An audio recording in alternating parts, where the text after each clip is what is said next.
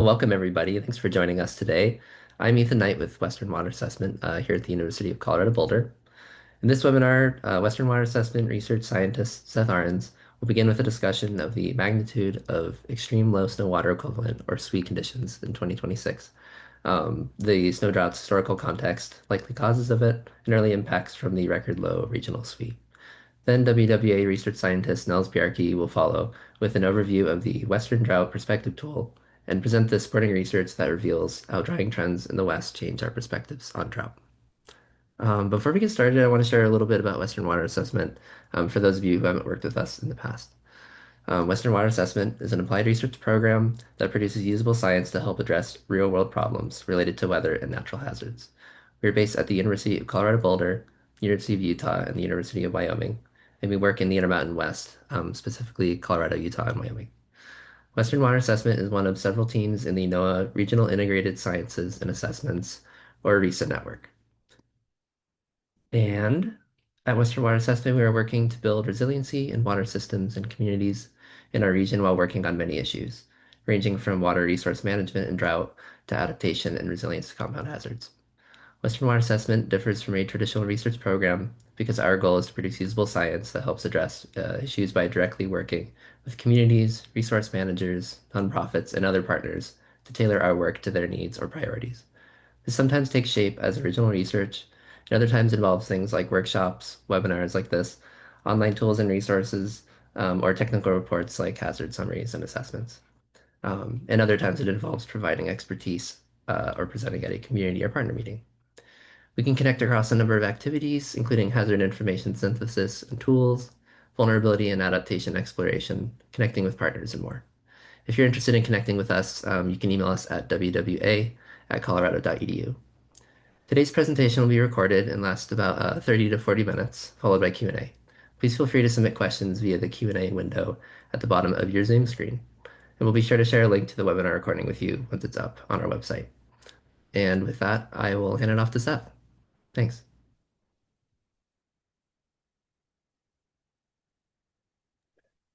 Great. Thanks for the introduction, Ethan.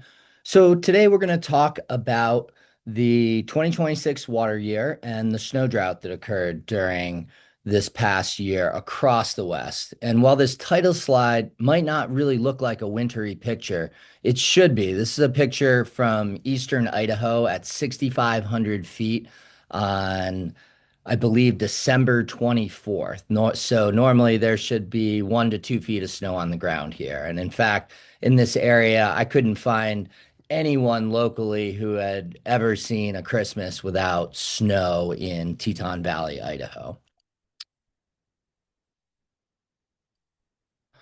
So this snow drought over this past water year was a record-breaking snow drought. There was record low April 1 snow water equivalent, or SWE, as I'll refer to it in the remainder of the presentation, across the majority of the Western United States. And on a statewide basis, there was record low April 1st SWE in Arizona, Colorado, Idaho, Nevada, New Mexico, Oregon, Utah, and Wyoming.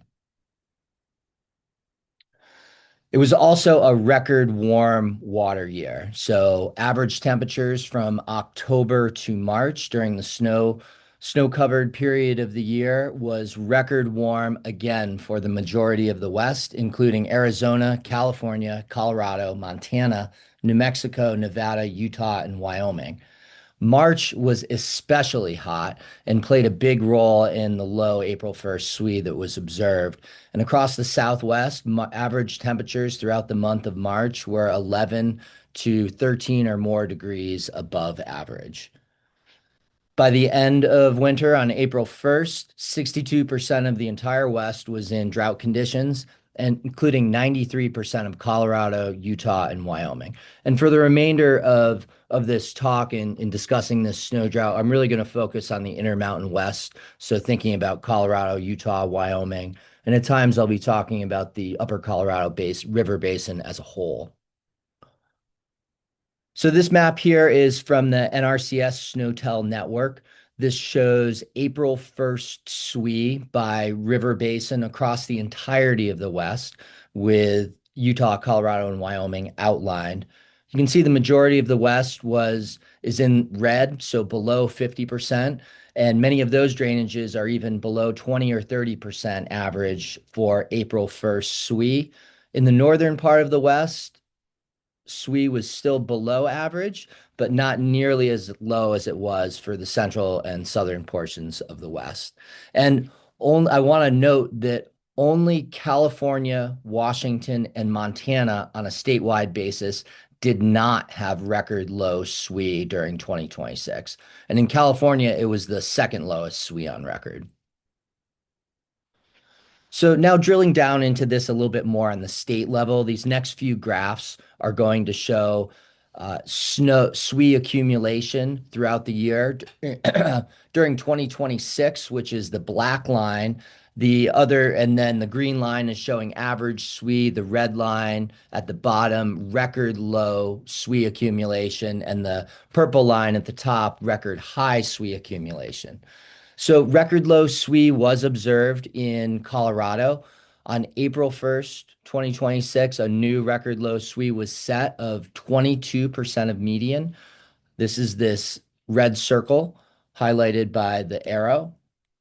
This breaks the previous record low SWE observed in 2002, where April 1st SWE was 61% of median. So this is something we're going to see quite a bit, that not only was 2026 a record low snow year, but the magnitude of this record low is relatively extreme, that it's exceeding these low SWE events of the past by a wide margin.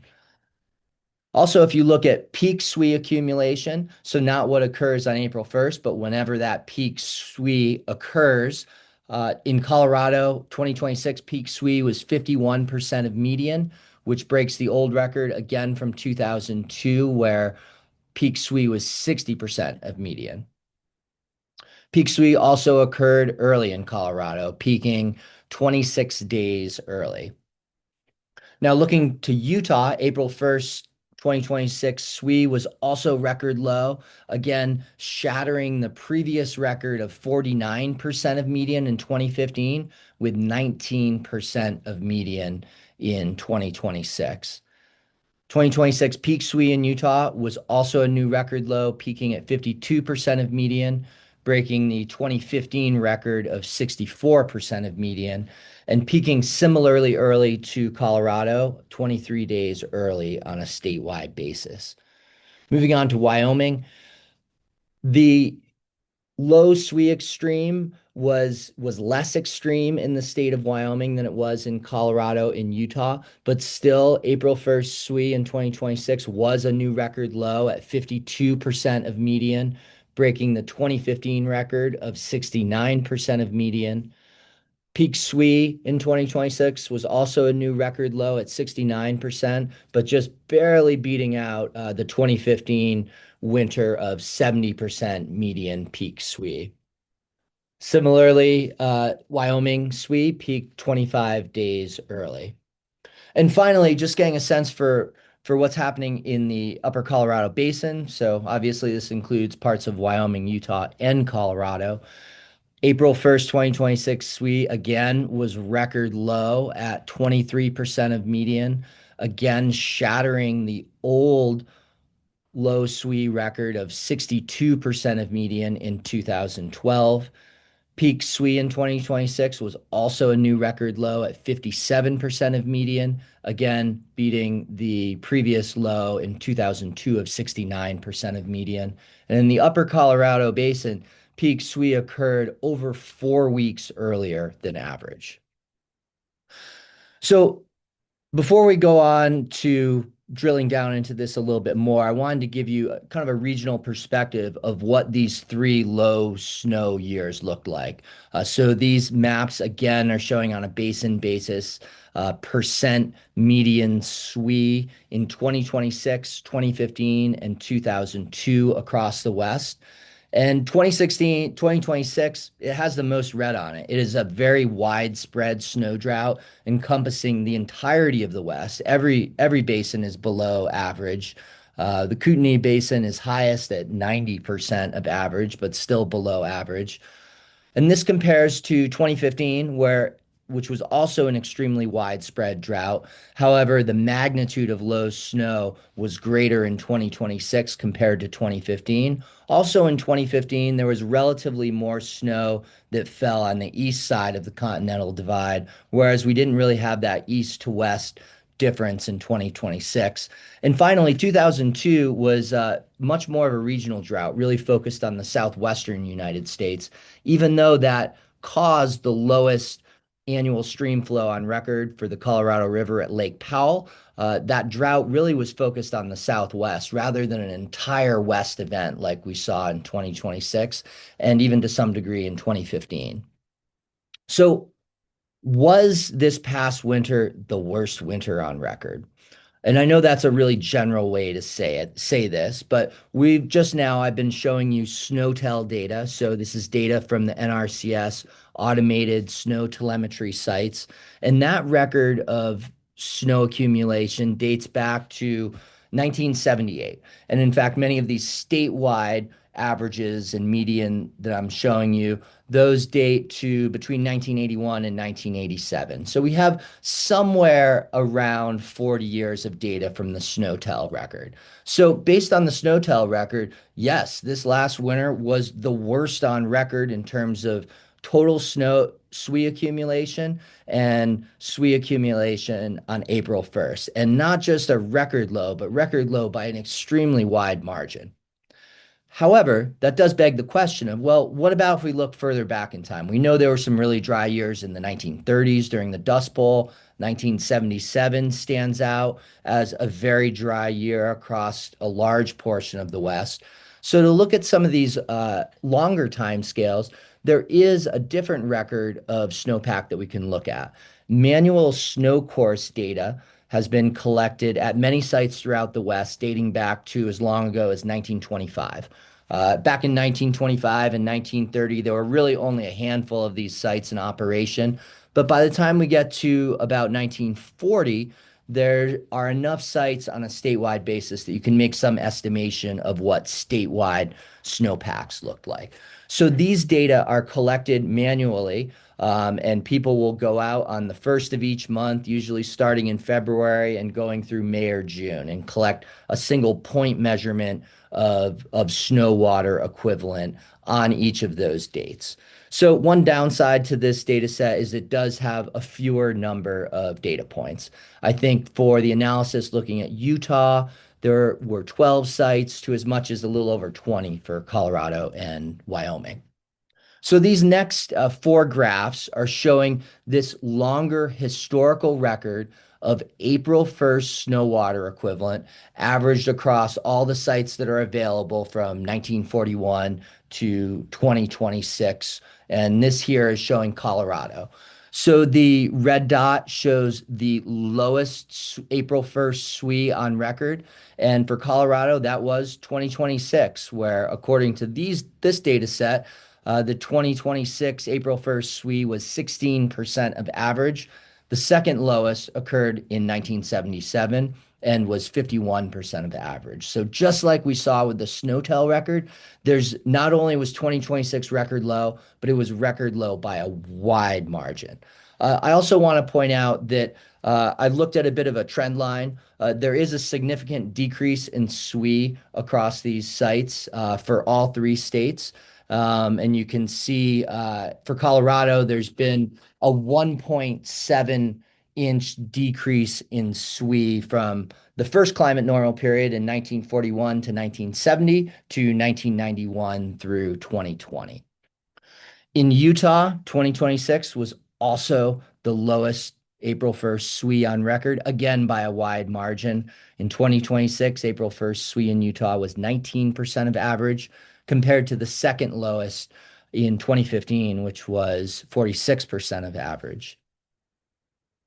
In Wyoming, 2026 also was the lowest April 1st SWE on record, with the second lowest occurring in 1977 at 57% of average. So just like we saw with the SNOTEL data, while Wyoming did see record low SWE, the magnitude of that low snow extreme was not quite as significant in Wyoming as it was in Colorado and Utah. And finally, looking at the upper Colorado Basin since 1941, 2026 again was the lowest April 1st SWE on record at 70%, 17% of average. And that's beating out the second lowest, which occurred in 1977 at 52% of average. So again, we're seeing in Utah, Colorado, and the upper Colorado Basin, and Wyoming, record low April 1st SWE looking at this 85, 86 year time window. And especially in Utah, Colorado, and the upper Colorado Basin, the magnitude of this low snow SWE extreme was great, was very large. So I want to finish this talk with just examining a little bit about why did we see such low snowpack in 2026? Well, obviously, the first question is precipitation. Was there just simply less precipitation throughout the year? So this map here shows April 1st, 2026 SWE by basin on the left, and on the right, it shows October through March 2026 precipitation. So what we're seeing here is that SWE is much lower compared to median than water year precipitation is. Water year precipitation for Colorado was 74% of median. In Utah, it was 88% of median. In Wyoming, it was just about average in Wyoming. So while we are seeing less than average precipitation, this a decrease in precipitation does not solely account for the low snow SWE extreme that we saw. However, we did see a lot of rain specifically in October. October was above average for this three-state region, largely due to remnants of tropical storms and hurricanes that came through the Southwest and extended up into Wyoming and Colorado as well. So if you take out the October precipitation and just look at November through March precipitation, which in this year, that was when snow actually fell. We didn't really see much snow accumulation in October. Most of the precipitation came in the early part of the month from these Pacific tropical storm remnants. So when we look at water year precipitation for just November through March, when snow was actually falling, it is a bit lower. In Colorado, that was 69% of median. In Utah, 78% of median, and Wyoming, 88% of median. But again, that does not really explain all of the red that we see on the SWE map. While precipitation was below average, especially in Colorado and Utah, it really doesn't account for this low snow extreme. So why was SWE low in 2026? Well, precipitation was low, but it was definitely not record low in any of the states. So what about temperature? Well, temperature really was a big driver of why we had so little snow in 2026. As I mentioned earlier, October through March temperatures were record warm across a large portion of the West. And on a statewide basis, it was record warm in Arizona, Colorado, New Mexico, Nevada, Utah, Wyoming, and Montana. And throughout the rest of the West, temperatures were still much above average, just not quite record hot. And now I also want to speak to the magnitude of this temperature extreme. So October through March temperatures across almost the entirety of the West was at least 6 degrees above average. And that warmth also extended through most of the Great Plains adjacent to the West. And particularly extreme were March temperatures. This bottom figure here shows that March temperature extreme was particularly pronounced across the southwestern United States, where average temperatures throughout the entire month of March were 11 to 13 degrees or even warmer than that across this part of the region. All-time March daily temperature records were set in Colorado and Utah across somewhere around 60 to 80% of all monitoring sites with at least 50 years of data. In Colorado and Utah, most sites experienced a new all-time March daily temperature record. And also significantly, there were many sites in Utah and Colorado that the new March daily extreme high temperature was higher than the record for April high temperatures. So this was really an extreme event. And unfortunately for snowpack, it came at a time where we already had low snowpack, and this came in early to mid-March, and it really started to trigger very early and rapid snow melt.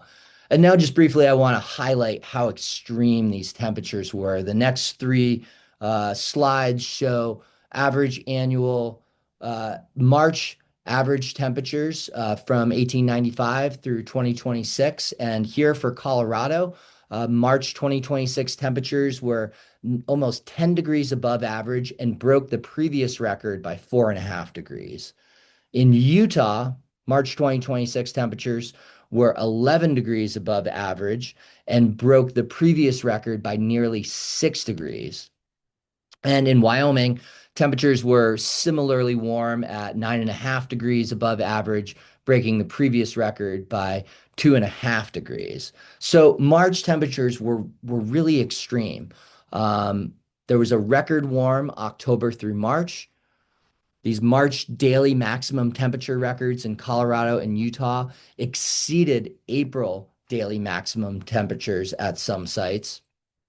And this March heat wave triggered early snow melt, which didn't get quite as far as melting out all the snow because we did start to see more seasonable temperatures later in March and then throughout the rest of April. But this heat wave completely melted out snow at low and middle elevation sites throughout most of the region.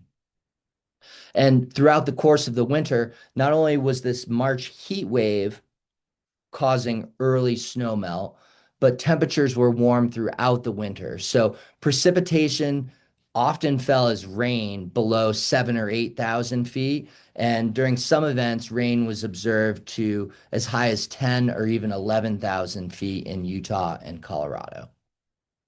And this assessment of extreme snow drought in the 2026 water year was written up in a report that we published. This is available on our website that you can see below. And I think that we're going to wait until after Nels talks about some drought tools before we go into questions. So thanks everyone for joining, and I'll pass it off to Nels. Perfect. Thanks, Seth. Yeah, that's really useful to kind of start things off with this primer on what the conditions were looking like for snow drought this year. And I encourage anybody, if you haven't already read that report that Seth led and Western Water published, I encourage you to go check it out because it's a great resource for understanding the drought this year, the snow drought. So today I'm going to be talking about some research that I've been a part of since I started as a postdoctoral researcher with Western Water Assessment, has continued as I've joined the core staff of Western Water Assessment. I'll spend a little bit of time talking about a tool that we've published. We'll share a link and we'll encourage you to explore that. I won't belabor the point of the tool too much, mostly talk a little bit about why we're doing this work, and then I'll talk some about what the next steps of this are and how we can kind of leverage this moment of the snow drought and the work that we've done in Western Water Assessment to try to improve drought early warning and preparedness. So I'll start with a comment on this first slide. Similar to Seth, included a picture of a landscape that should be snowier than it is. This was a photo that I took up near Chasm Lake in Rocky Mountain National Park. It's about 12,000 feet at the lake. So this is going to be a little bit lower than that, maybe 11,500.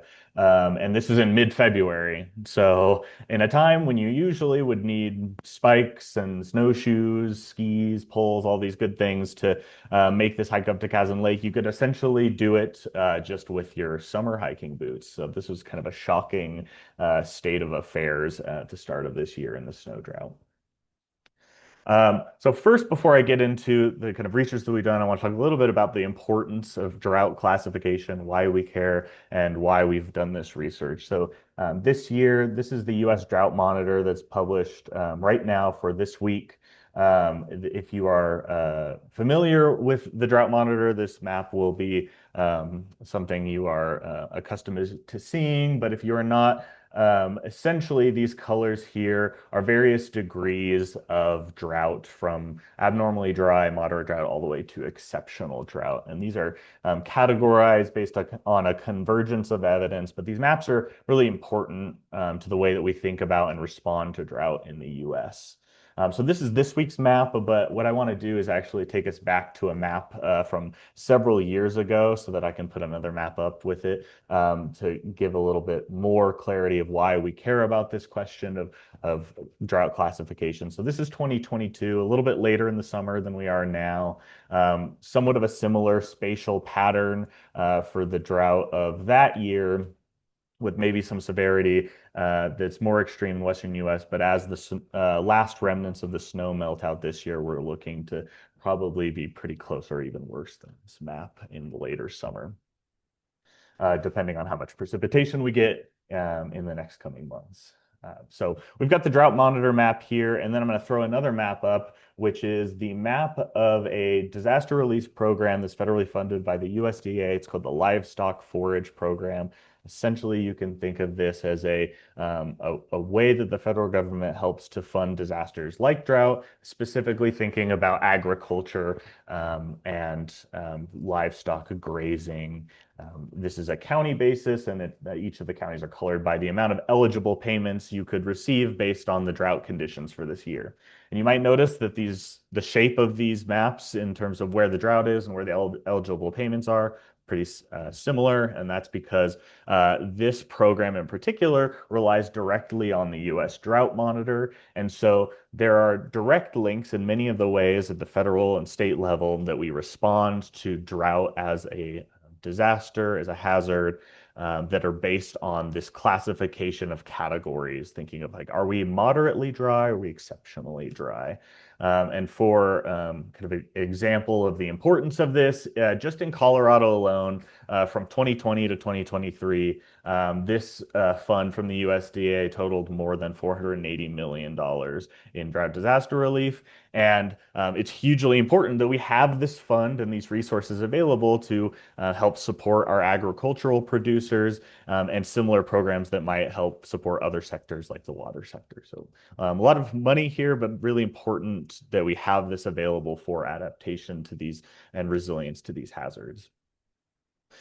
So again, another slide of just a little bit of a primer. So the question then, when we say, here's a drought map, what constitutes a drought?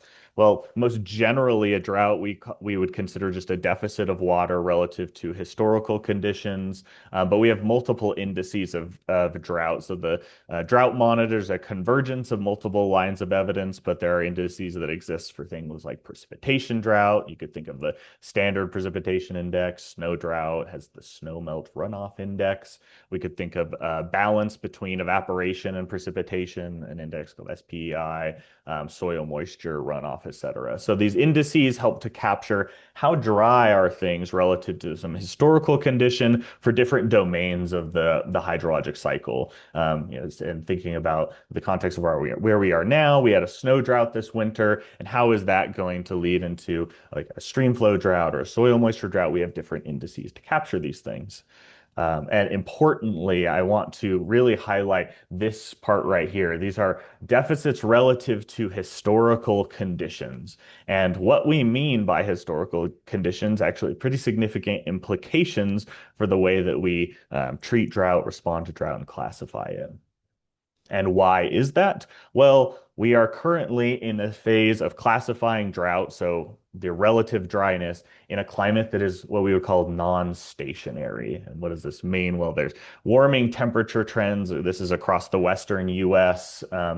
Comes from NOAA and CEI. So this is average Western US temperatures from 1900 to 2016, I think, here. And for the better part of the last 4 decades, we've seen a significant warming trend. which is associated with increases in energy to service more evaporative demand. You can also have trends in precipitation across the Western US and US as a whole. These are more spatially variable than the positive trend of temperature. But these trends also, as you can imagine, you have drier decades, you have wetter decades. When you're classifying how dry are things, when you're trying to determine the drought conditions, you're doing that relative to a period of time. And if you have trends in your historical record, then your choice of the period of time, what we call a reference period, really matters. So I'm going to be talking about this analysis, just showing a kind of simple case study of the impact that this might have on the way that we respond to and think about drought as a hazard. So each drought index that you calculate of the many that I showed, they all have pretty similar steps for estimating the relative state of drought at any given point in time. And I kind of summarize those in three steps here. First, you get your time series of historical data. So if you're thinking about snow drought, this could be like the SNOTEL stations that Seth showed, or the snow course data that goes back much further. If you're thinking about precipitation, it's rain gauges. If you're thinking about runoff, it's stream gauges. Then you fit a probability distribution to your data. This just allows you to determine what are normal conditions and what are really dry conditions or really wet conditions. Commonly, you do this on about 30 years of data. And then you just estimate how dry are things for this event of interest relative to that distribution. So what's the likelihood of this event? And that's what a drought index tells you is how likely an event was. So a very severe drought that's pretty rare would have a larger kind of magnitude or severity than a less severe drought.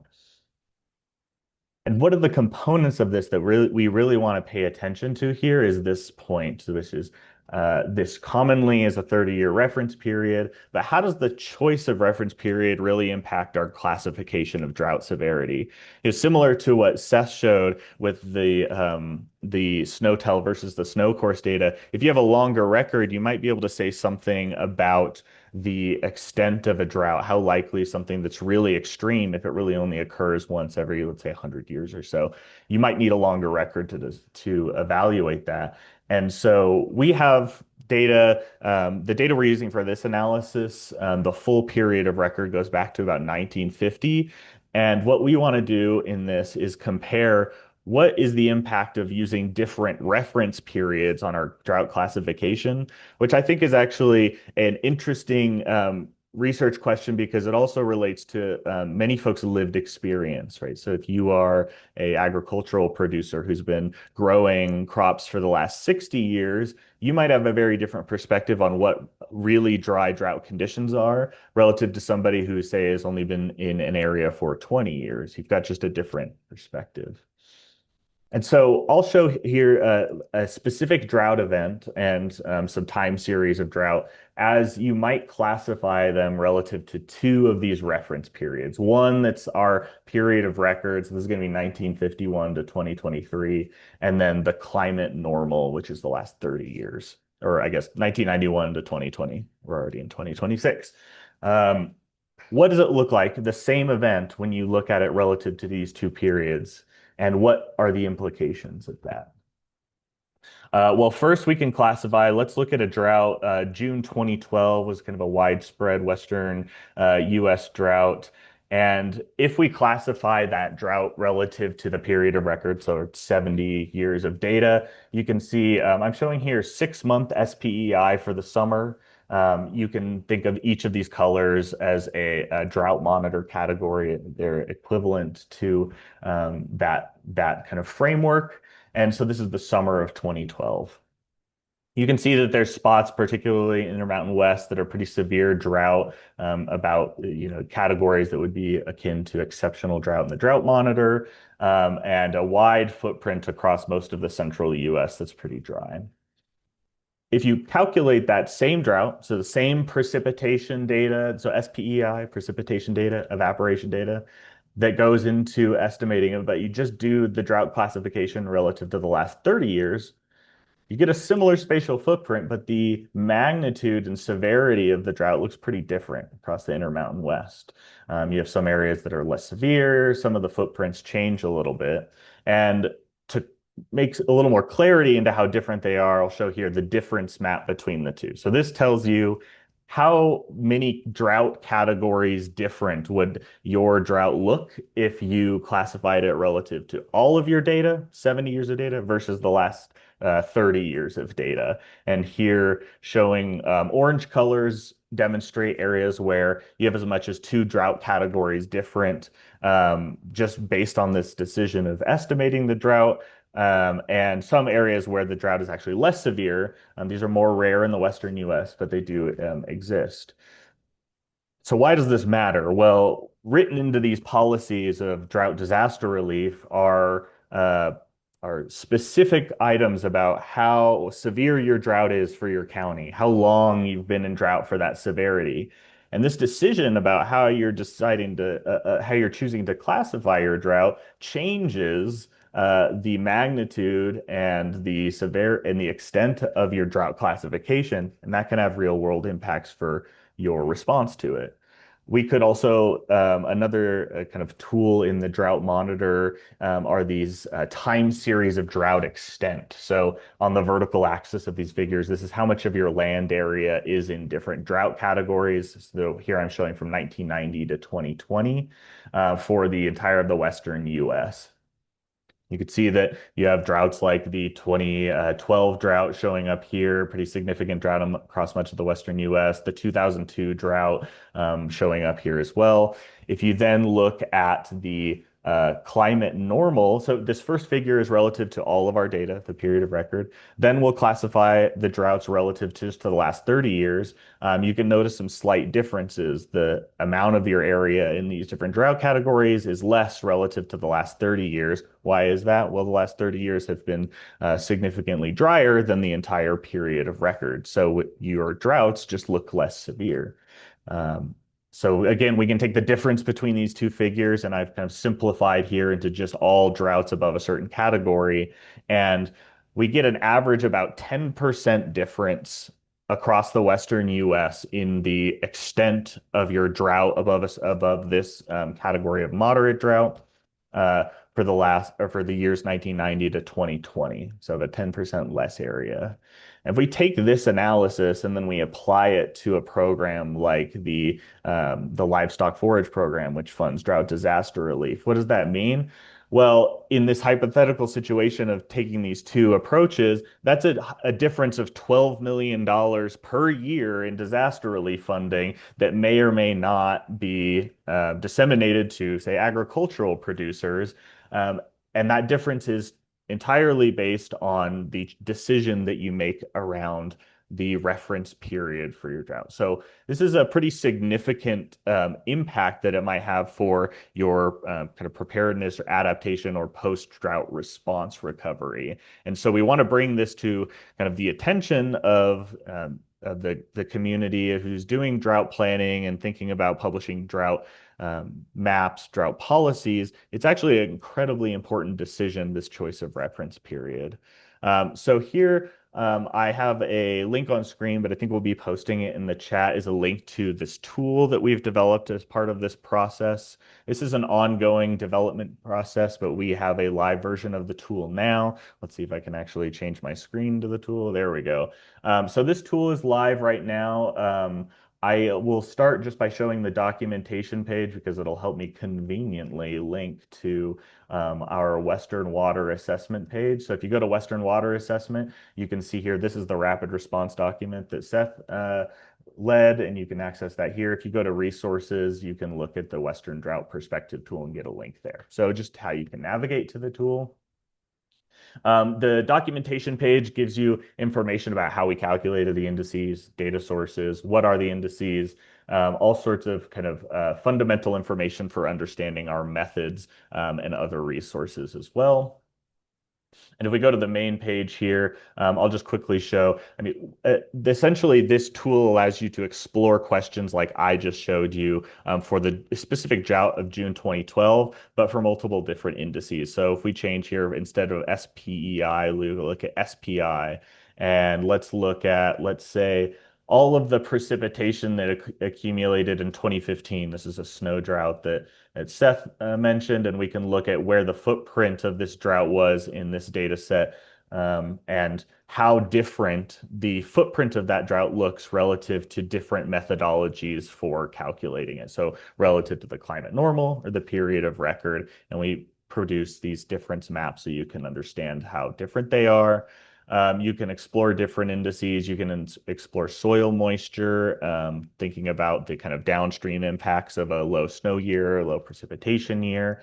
And you can also look at things like state level differences in the areal extent of things like soil moisture drought or other droughts. And you'll be able to explore how this choice of reference period and the non-stationarity of the climate underlying it impacts the way that we think about drought.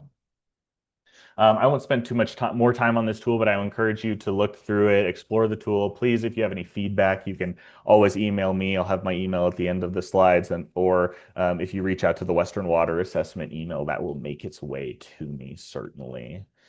Let's see, what's the window I need here? This is the window I need here. And so finally, I just want to wrap up with a question of, okay, we've got all this information about snow drought, all the great work that Seth has done thinking about this year in particular. We're working on this project of how non-stationarity might impact our understanding of drought. And so how do we utilize this to improve drought preparedness? Well, there's a project. This is ongoing and future work that we have planned to think about what we're calling the drought cascade and how it might help us improve drought early warning. And this is just a schematic figure that I generated for a proposal to demonstrate this process. And I'll walk you through it briefly, and then I'll wrap things up. So you start off at any given point in time in this conceptual model with a period of non-drought conditions. Let's say you have average precipitation and runoff, so things are nice and sunny and bright, and everything looks nice and green. And then you have a drought that is initiated with anomalously low precipitation. This could be low summer precipitation, it could be seasonal, it could be a low snowpack year, much like we saw this year in 2026. That atmospheric drought is then going to cascade into what we're calling kind of this land atmosphere drought, where you have a process of loss to evapotranspiration, sublimation. You might have early snowmelt, like Seth was talking about in March, where you have extreme warm temperatures. These temperatures can amplify the magnitude and the extent of drought as you following a precipitation drought. And that then we transition after we have this loss in the kind of land atmosphere boundary into land surface drought. And these are what we're experiencing now, where we have shortages of runoff. We might have anomalously dry soils. And these are kind of driven by the previous stages of drought.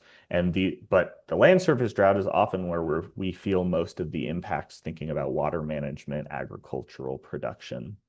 And so if you take this framework as a whole and think about the example of 2026, there is this kind of time lag component associated with atmospheric drought all the way to land surface drought. And we want to ask the question, how can we utilize this information of the drought cascade, as we're calling it, to improve drought early warning? So our team at the Western Water Assessment and alongside partners with the National Integrated Drought Information System are going to be thinking about this question in the coming years, and trying to utilize all of our work amongst all the amazing groups that are doing drought work here in NOAA to try to improve drought early warning and improve our preparedness for drought across the region. And so just some questions that kind of wrap things up. We thinking about like, how are drought indices sensitive to this kind of underlying change in the climate, increasing temperatures, variability in precipitation?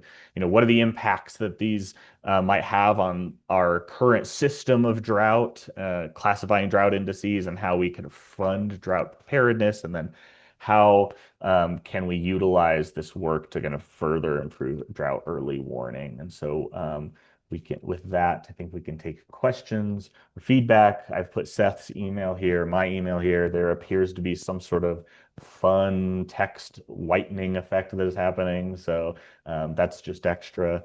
And yeah, with that, we can take questions for either of us. Thank you. All right. Thanks, Nels, and thanks, Seth, for your presentations. We will start the Q&A, as Nels said. Looks like we have one question in the Q&A box, so feel free to keep those questions coming at the bottom of your screen. So the first question is, why do you not quote uncertainty estimates for the physical quantities that you quote, SWE, temperature, precipitation, etc., that enables you to tell us whether the changes are statistically significant? Well, for the sake of the graphs where I'm showing the longer historical record of SWE using snow course data, I mainly just didn't quote stats for sake of brevity in a presentation like this. The trend of decreasing SWE is significant for all three states. I don't have the statistics off the top of my head. However, when talking about SNOTEL data, there's not really enough of a length of time to use statistics when thinking about changes in SWE. So the SNOTEL data set is 40, maybe 46 years at the most. And when thinking about climate data, that's really just not long enough to meaningfully provide statistics about any trends that might be happening, which is why I turned to the longer record really to get that longer sense of what the variability is in the system. Great.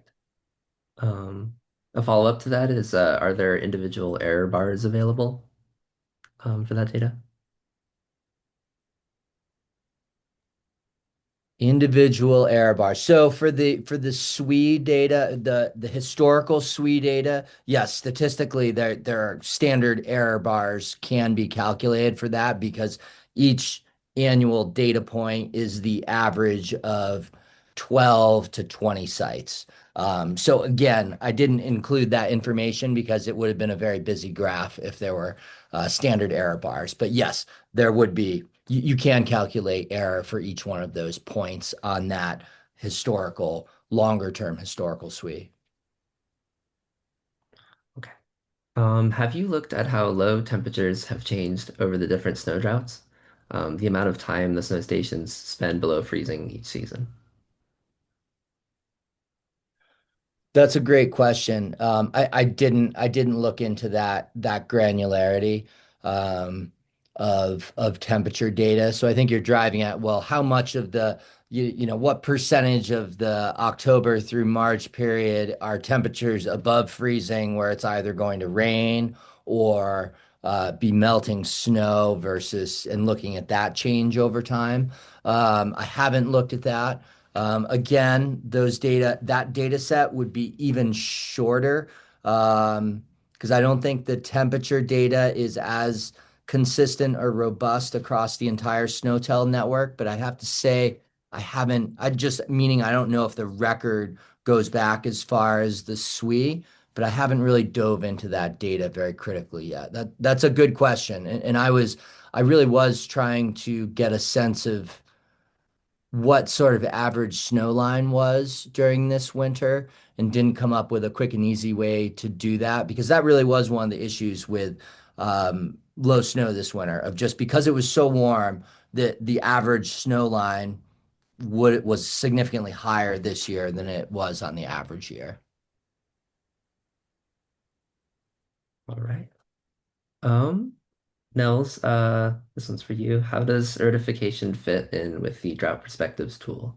Is it showing how ertification impacts drought, or is it something else?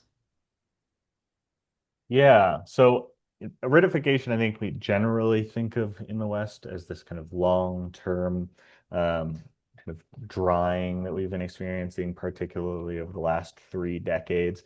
And that's certainly a component of this is that, the most recent dry decades, if you calculate how extreme is my drought this year relative to a set of years that were much drier your droughts are just going to look less severe. And so that underlying drying signal of aridification, as we call it, is really part of what's driving this difference in the way that we classify drought relative to the entire period of record versus the most recent 30 years.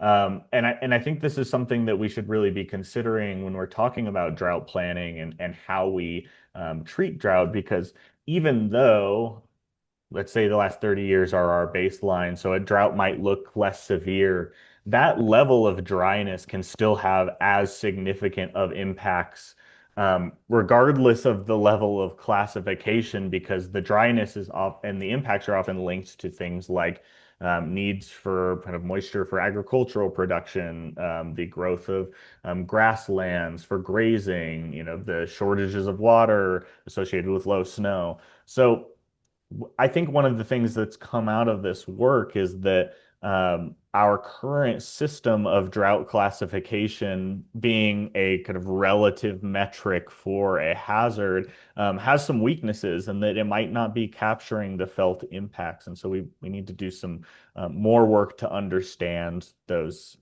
what impact that might have on the way we respond to drought. Right. There's a question in the chat, I believe. Yes.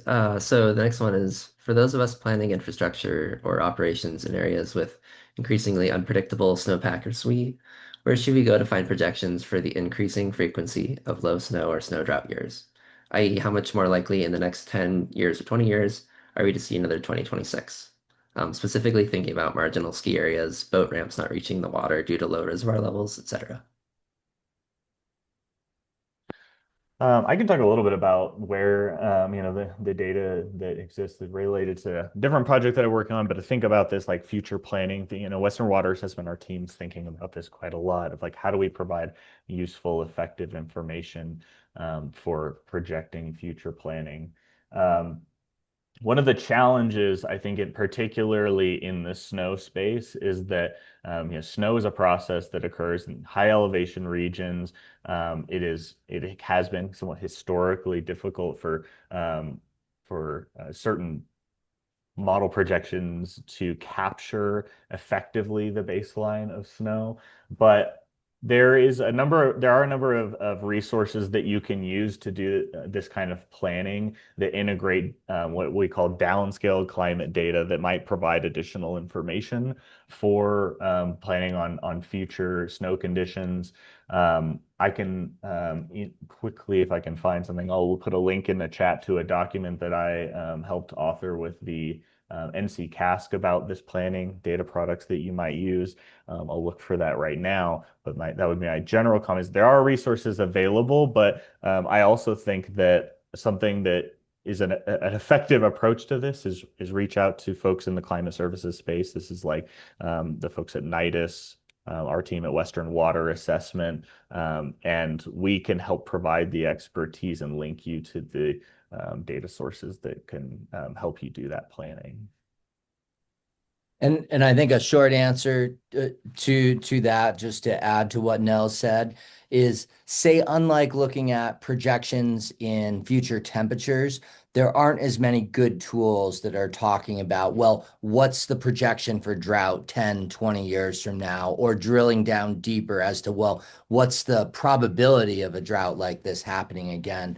There aren't readily available tools that are going to give you that specific information. There's some resources that can kind of start to get at that, so some of the edges of some of those questions, but there's nothing that I think directly provides that information right now. And it is something that, say Western Water Assessment could help with, but there's not an easy resource that's kind of a one-stop thing for that information right now.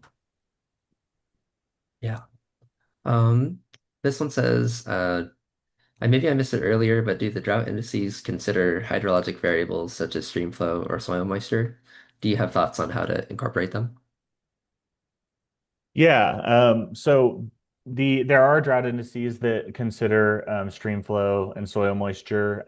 There is a hydrologic domain where there are observations. Somebody has cooked up an index to capture the drought conditions of that variable, so soil moisture runoff. In the tool that we share, you can look at soil moisture, and eventually we want to add in station-based runoff from the USGS gauges to think about how that might change as well. From the perspective of the drought monitor, they have kind of conceptual framework that they call a convergence of evidence, which means that they're considering a number of different lines of evidence. It can be precipitation, runoff, soil moisture, local expertise, and they use all of that information to create the maps that are the drought monitor. The drought monitor map tends to mostly reflect deficits in precipitation rather than runoff, but it is considered in the convergence of evidence. So that yes, there are indices for that. And one of the things that we've found is that soil moisture, because it has this kind of um, it is the result of drought, of precipitation drought, land surface drought, all these different processes, that the signal associated with like a long-term change in your drought index is somewhat muted compared to something like an index that includes evaporation, because evaporation is being increased by warming temperatures in a more pronounced way. Great. The climate models are not reproducing the acidification of the Colorado Basin in the last decade. Do you have any idea why? The big question for the end. Why are the models not reproducing the acidification? Well, I would say at the highest level, we can probably confidently say that the models are either one, not representing a process as effectively as we would like them to, that is modulating the aridification of the Colorado River Basin. This could be associated with the resolution of the models, meaning they're not properly capturing the elevational differences in kind of precipitation change, phase change, the subsurface and soil moisture hydrology within the models might not be effectively representing the process that has happened in the observed period. There is also the component of some of these simulations where many of the model projections are coupled model simulations, meaning that they are free running land atmospheres models that may not reproduce the exact time series of aridification that we see in the observed period, because you have this free running land atmosphere coupling. And that might mean that in the models, there's not enough of a signal of the warming in the historical period to reproduce the trend that we've seen in the observations. So there's a couple of different things you could imagine could be going on there. All right. Looks like we have time for one more question. So this one says, it looks like all this data can be used to study recovery times versus drought severities in the past. I didn't see that specifically in there, but I suppose it's something you might be studying. Superimposed on all that would be changes in consumption over time. So that would have to be factored in. Is that something your group does, or is that some other agency or group? Well, I guess in terms of this specific project, we aren't looking at specifically consumption as it relates to drought. We're looking at the kind of physical driver side of drought.